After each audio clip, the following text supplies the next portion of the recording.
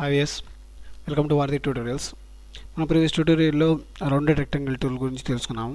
So ఈ ట్యూటోరియల్లో ellipse tool గురించి తెలుసుకున్నాము. సో ఫస్ట్ ఆఫ్ ఆల్ నేను యాజ్ యూజువల్గా ఒక న్యూ లేయర్ని ఓపెన్ చేసుకుంటున్నాను.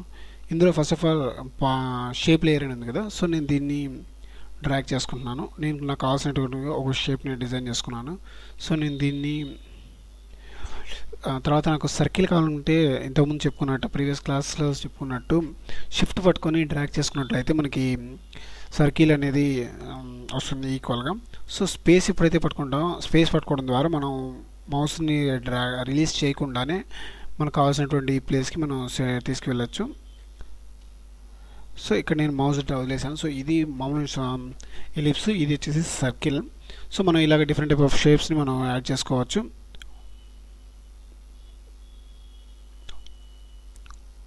సో ఇవన్నీ ఏంటంటే ఇంతకుముందు చెప్పుకున్నటువంటి సేమ్ ప్రీవియస్ ట్యూటోరియల్లో ఎలాగైతే చెప్పానో అదేవిధంగా మనం అన్ని టూల్స్ని అదేవిధంగా యూజ్ చేస్తాము.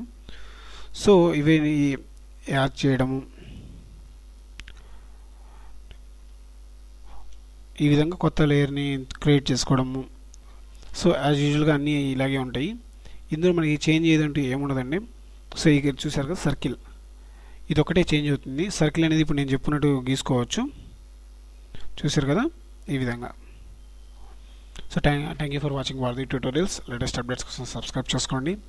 మీ సలహాలు సూచనలు అలాగే సందేహాలు ఏమైనా ఉన్నట్లయితే కామెంట్స్ రూపంలో తెలియజేయండి, లేదా వార్ది tutorials@gmail.com అనే మెయిల్ ఐడి కూడా సెండ్ చేయొచ్చు. Thank you.